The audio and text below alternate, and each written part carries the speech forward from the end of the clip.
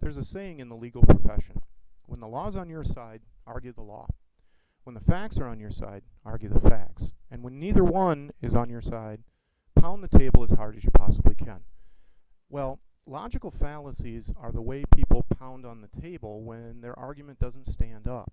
So what we're going to do is take a look at some of these logical fallacies, their definitions, and some of the examples. Now, the most common one is the ad hominem attack, attacking the individual instead of the argument.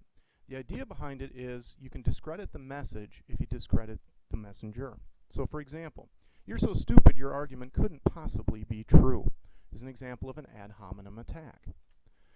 Appeal to force is also something that people use. In this case, it means telling the hearer that something bad will happen to him if he does not accept the argument. Example, convert or die. There's also appeal to pity, telling the hearer that something bad will happen to him if he does not accept the argument. For instance, "You owe me big time because I really stuck my neck out for you." Now, that doesn't argue the fact that you didn't ask the person to stick their neck out for you, but that's not part of the argument that they're going to make. The appeal to the popular is also a common one, urging the hearer to accept a position because a majority of people hold to it. Example, "Everyone else is doing it, why shouldn't you?" And the common response is, "If everyone jumped off a cliff, would you jump with them?" So that you can see that this is a very weak argument. The appeal to tradition is also a fairly weak one as well, trying to get someone to accept something because it's been done or believed for a long time. The Catholic Church tradition demonstrates that this doctrine is right. Just because somebody's done something for a long period of time doesn't necessarily mean it's the right way to do things. Begging the question, or what is typically called circular arguing, assuming the thing to be true that you're trying to prove and making a circular argument in part of it.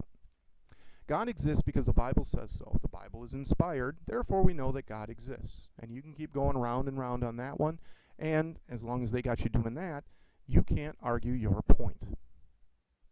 Cause and effect, assuming that the effect is related to a cause because the events occur together, usually close proximity to time. Example, when the fuel light goes on in my car, I run out of gas. Therefore, the fuel light causes my car to run out of gas.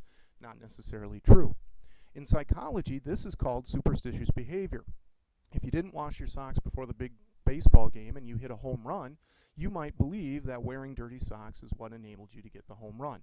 Doesn't quite work with superstitious behavior, and it doesn't work as an argument either.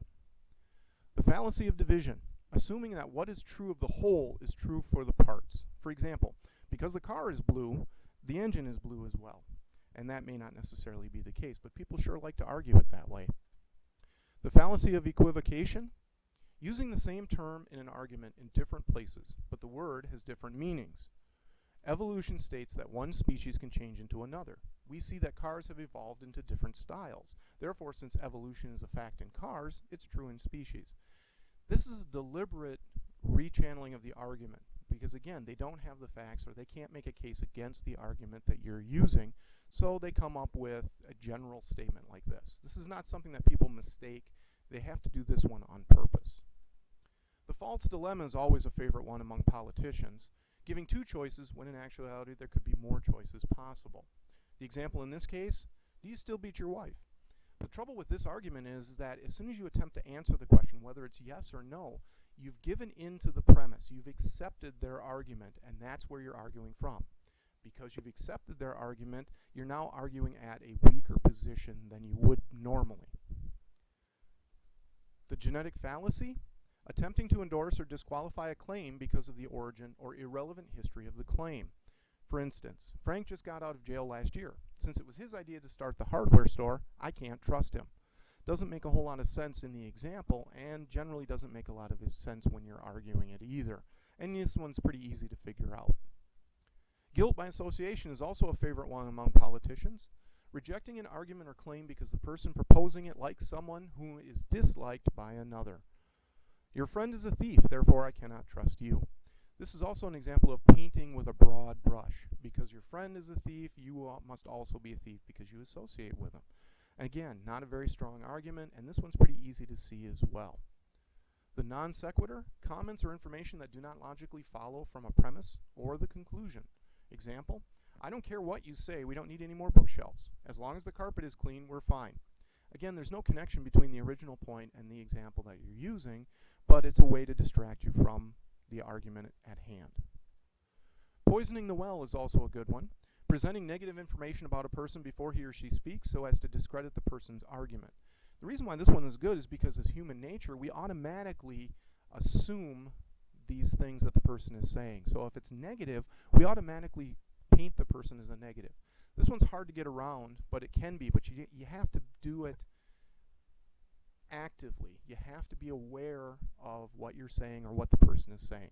The example in this case, Frank is pompous, arrogant, and thinks he knows everything.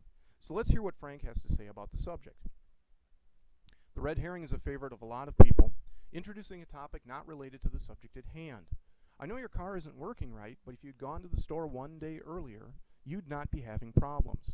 Again, we've changed the argument in this case, and that's why the red herring works so well. I know your car isn't working right, and that's the argument. But they're going to change it to, you know, if you'd been a little bit more on the ball, been more aware of what your problem was, you wouldn't have it now. And that may not necessarily be the case.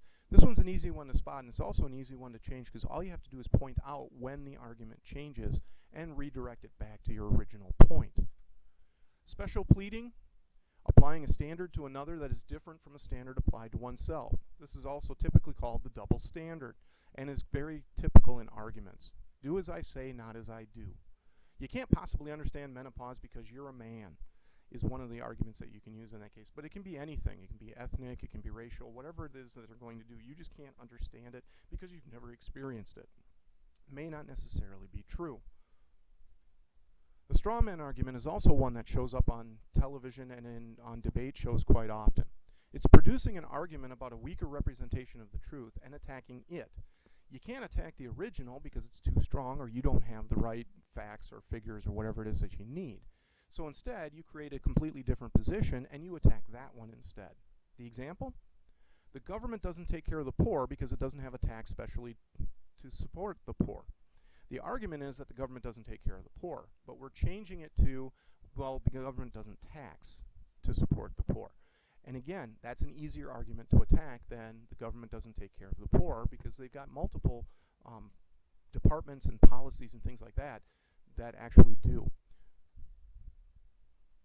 The category mistake is kind of an interesting one. It's attributing a property to something that could not possibly have that property.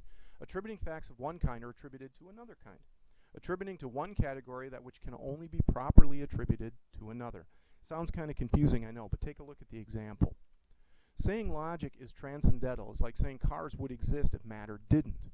And that's the idea behind the category mistake. This one isn't often used simply because you have to know what you're doing when it comes to an arguing, and a lot of time there's more emotion in arguments than anything else.